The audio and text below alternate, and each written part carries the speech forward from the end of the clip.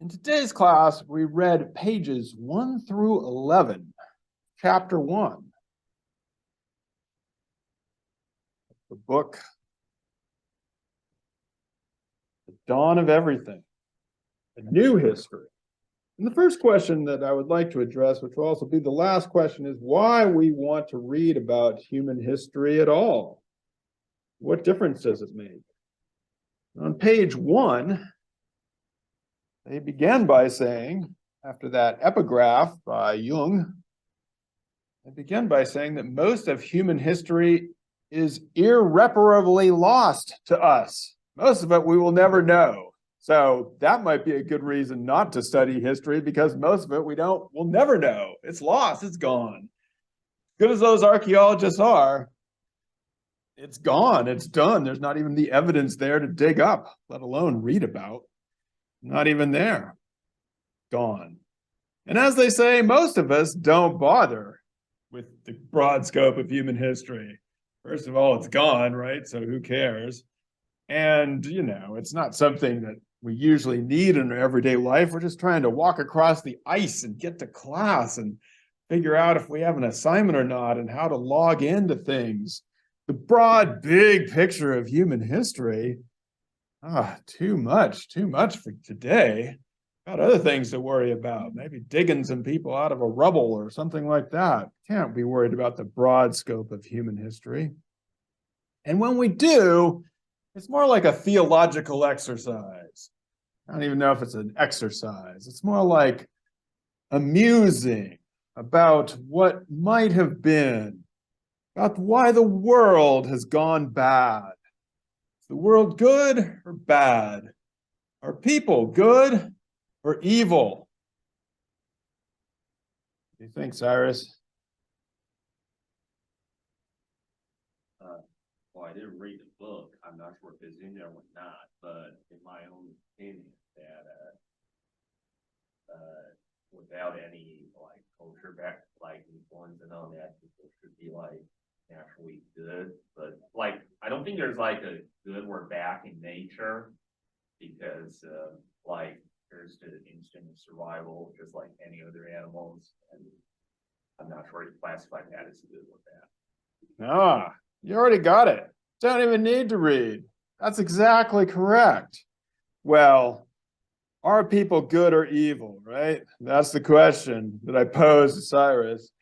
And as he said, or as they say in the book, I think it's on page 2 or 3 or so, it's kind of a fundamentally flawed question, because the concepts of good and evil come to us from our society. We don't ask if fish are good or evil, or elephants are good or evil. We only ask if humans are, based on our own conception of society. Nevertheless, though, it is something that people have pondered for a long time, and it's very unfair to just ask the question straight up, since it's been sort of a deep theological question, which is, if you put people outside of culture, outside of society, in what we call the natural state, or a state of nature, are we fundamentally nice to each other? Let's put it that way. Are we fundamentally nice to each other, or fundamentally bad to each other? Maybe we'll reduce it to that. And there's been 2 answers that have kind of are ancient answers to this question. One of the answers comes from the Jean-Jacques Rousseau, the famous discourse on inequality, which basically posits that human beings in this natural state, which, as we'll later read, was a thought experiment for Rousseau. He wasn't trying to base it on evidence. He was just saying, let's imagine people in a natural state, that they were basically good, basically okay in their natural state. I'm getting an alert. The road's icy. Hard to say. So that's one answer. It comes to us from below. A long time ago. This is hundreds of years ago. A different answer was proposed by Thomas Hobbes. The Hobbesian answer is that people are bad, in a state of nature. They are very bad to each other, and the state of nature kind of sucks, actually. Again, Hobbes is doing a thought experiment, but in his thought experiment, the state of nature is not so great. And in fact, you need a Leviathan, a big monster type, big person, to rule over these people in a state of nature, or else they'll be very bad to each other. Yes. I had this J-term plans. The war and ecology, and that class we actually read about. We did actually read about a little bit of Leviathan. Like it just says like basically like that Greek philosophy that like have like one, well, one dictator and all that. You need a strong something. It may not have to be a dictator, but it has to be a strong state government. And I realize that sometimes the word state here, I'm going to try when I can to include the word government when I include state, when I mean a state government, because sometimes in the United States we get confused. We think about New York State or state of Alabama. But what our authors, Graeber and Wengrow, are going to be referring to is the idea of having a strong state government. That means that you have a governmental structure that is in charge of the people under it. And so, the state would be what, not necessarily, I mean, obviously, some place like New York State has their own state government, but it is also in some ways subordinate to a central government, being the United States and the US government that comes to us out of Washington, D.C. But Hobbes would insist that we need a strong state government because people in a state of nature, and that's, again, we don't want to get these words confused. When our theorists say the state, they're going to be talking about a state government. Because in a state of nature, Hobbes famously wrote that life is nasty, brutish, and short. And I say famously because this is a phrase that comes up all the time. People don't even bother to quote Hobbes anymore because it's so famous. And so you should know, though, that Hobbes coined this phrase that, in life outside of the state and some other state would be nasty, brutish, and short. So if anybody says that their lives are nasty, brutish, and short, they're implicitly referencing Thomas Hobbes. So we need a state government to bring us out of that state of nature, which for Hobbes was nasty, brutish, and short. And probably, Cyrus, you read in the Anthropology of War that in the Hobbesian view, the state of nature is what he called the bellum omnium contra omnis, or the war of all against all, the war of everyone against everyone. That basically, if you don't have government to keep you in line, people are just going to be fighting each other all the time. You need the government. And as they put it on page 3, our word for polis, or politics, is also related to our word for police and our word for being polite. So in the Hobbesian view, the more police that you have around to keep people in line, the more polite everybody's going to be, because if we get out of line, the police are going to help us get back into line. Now, some of you may realize that for many people, having more police around is not necessarily a good idea. But, this is the Hobbesian view that if, people are terrible out there. And now that I'm mentioning it, I can see why a number of people in our society believe that if you're not funding the police all the time, then everybody's just going to get worse and worse. They're fundamentally Hobbesian because they believe that the police are making us better. And if it weren't for the police, things would be even worse than they are now. So, again, both of these people, Rousseau and Hobbes, were writing at a time that was before the wonderful world in which we live and before the wonderful discipline that we all love of anthropology. These guys are writing 200, 300, 400 years before anybody even thought of themselves as an anthropologist, who even thought of themselves as trying to figure out what was going on out there in the world.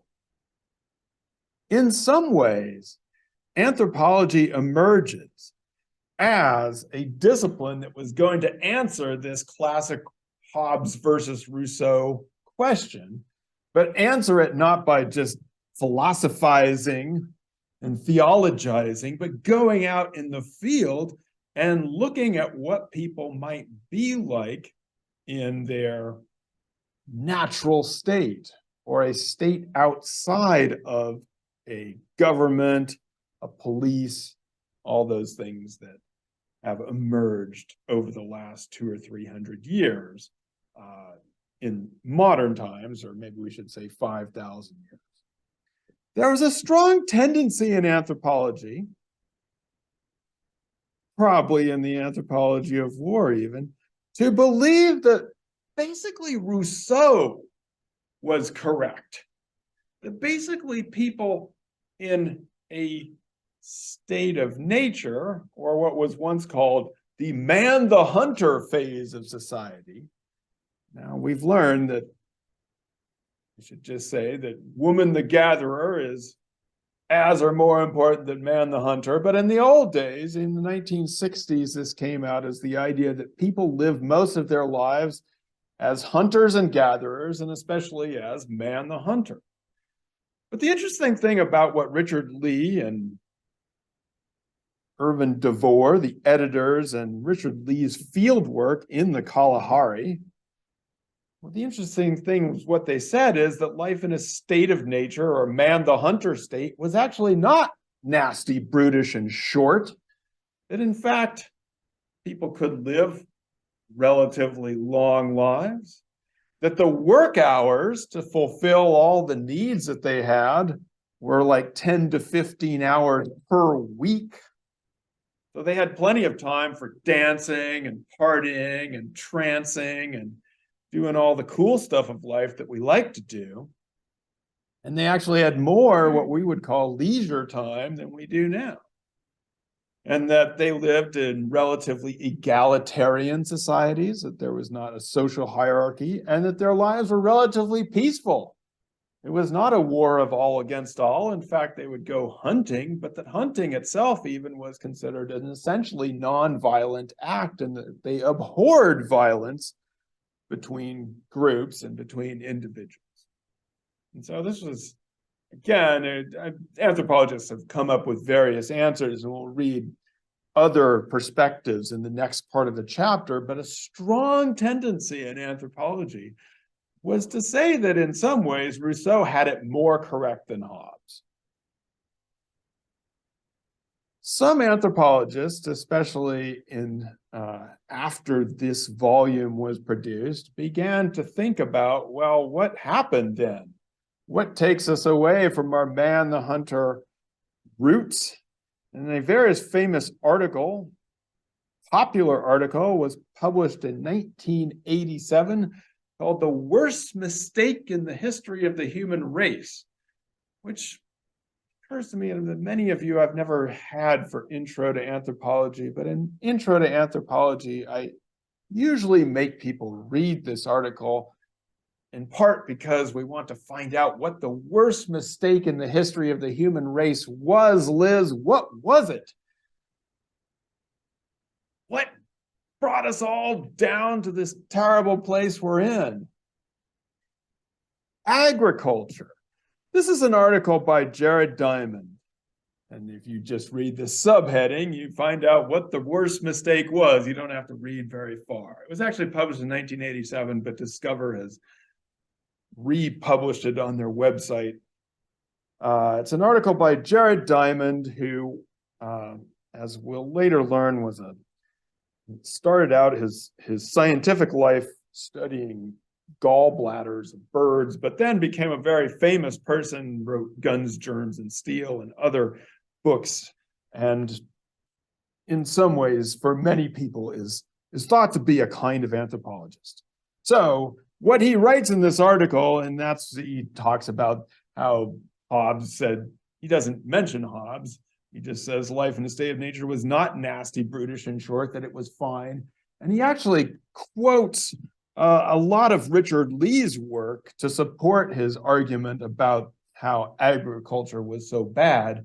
He doesn't really cite Richard Lee either, so I've always considered it a little bit of a form of plagiarism, but it's a very popular article and a very popular idea, and actually basically corresponds to the Rousseau version, which is life was great until we started to farm, and then everything went downhill. The worst mistake. What they do talk about later on is not this article. I mean, I think our authors, Graeber and Wengrow, obliquely refer to this article, but they do explicitly refer to a later book by Jared Diamond called The World Until Yesterday. What can we learn from traditional societies? And as you can see, he's now become big Jared Diamond, who wrote Guns, Germs, and Steel and Collapse, and is now the Pulitzer Prize winning author of all these things. And so he wrote this book about what can we learn from traditional societies.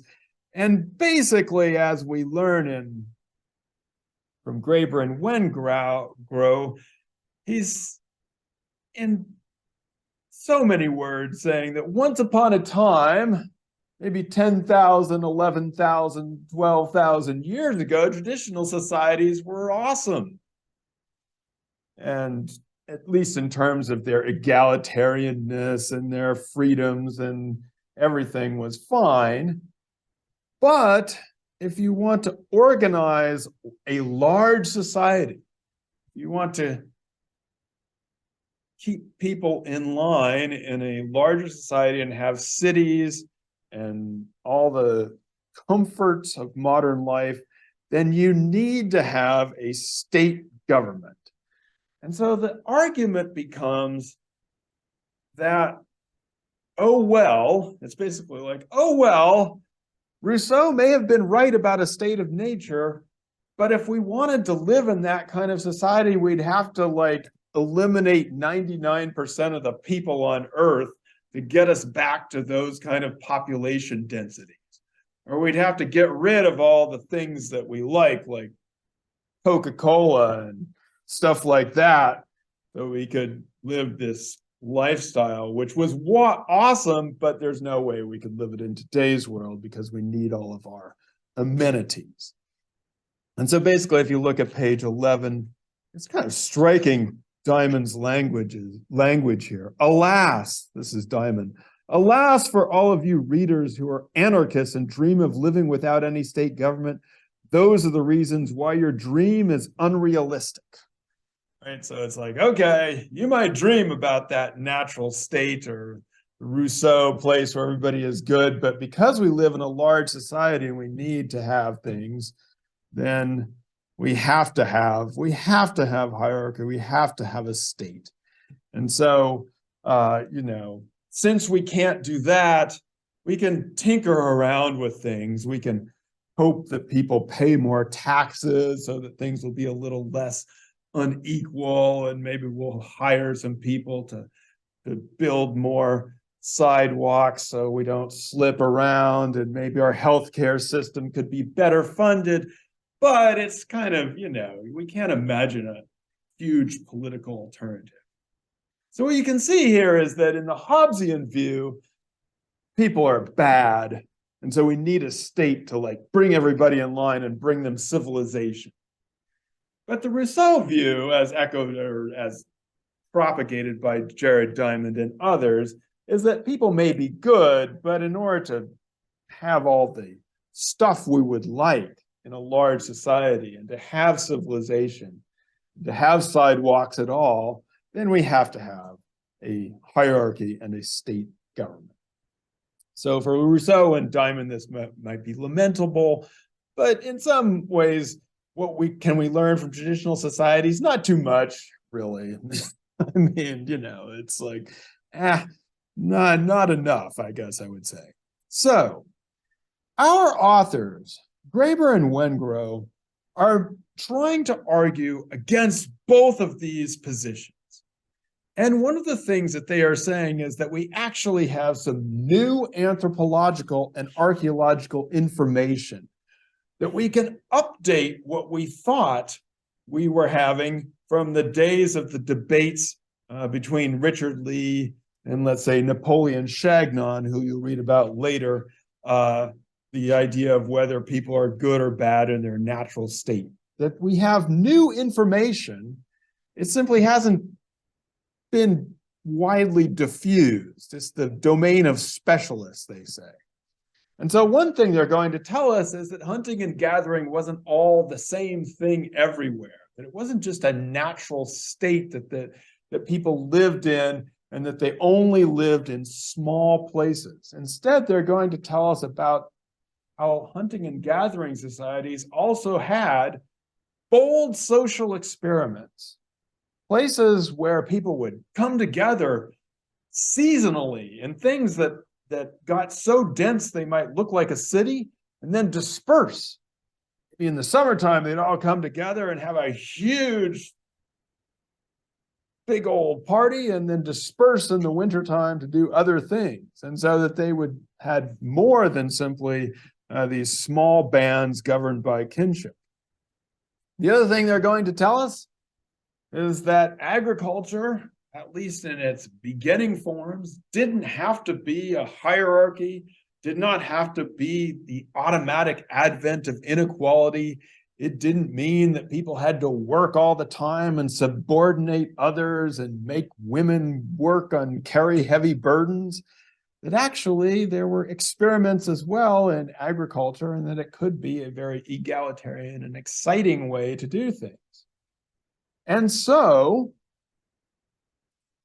it may not be that we can ever find a society that is like the thought experiment of Rousseau, where they all live in nice harmony and egalitarian and being all like the Garden of Eden. But we can see that people did experiment and try different forms of social organization. That is to say, it's not that people were necessarily all equal, but they were doing different things, and some of those things might be of interest to us. And so one of the main points they're going to be making is that we have to get away from this old-fashioned debate about kind of the standard view that either comes to us from the thought experiment of Rousseau or from some, I don't want to say outmoded, but anthropology that needs to be updated and archaeology that needs to be updated with new information about how people organize themselves in the present and in the past. So that's one of their main points, and it's going to be something we go through in various places as we go along. Their second point is actually equally interesting in that what they want to do is bring in people who have not been normally considered part of the intellectual tradition of, say, Rousseau and Hobbes, who obviously come to us from the European tradition. And what they are saying is that actually Rousseau and others were very influenced by the kinds of dialogues, writing, speaking that was coming to us, especially from the Americas, from people in what for the Europeans were the newly discovered lands of the Americas, and that we should take seriously the kind of critique, what they call the indigenous critique, of those who lived in these alternative social arrangements. So they're positing that on the one hand, there were alternative social arrangements. They weren't necessarily a paradise, but they were different. They were experiments. And we might be able to, if we rescue from some of the documents that we have, we can actually enter into a dialogue with other people, indigenous theorists, who are perhaps no longer with us, but some of them might, we might even ask if common people or indigenous people today are equally theoretical, in order to think about different ways in which human societies can be organized. So if we return to our original question of why history, again, if history is simply one damn thing after another, then I don't know, I don't care. And plus, it's all been lost anywhere. Most of it has been lost, so it doesn't really matter. But if we look at history as a kind of possible catalog of all the different ways in which humans have attempted to organize themselves and done different experiments and done things in societies that we might want to think about, then we can hopefully use that to imagine alternatives for our own future.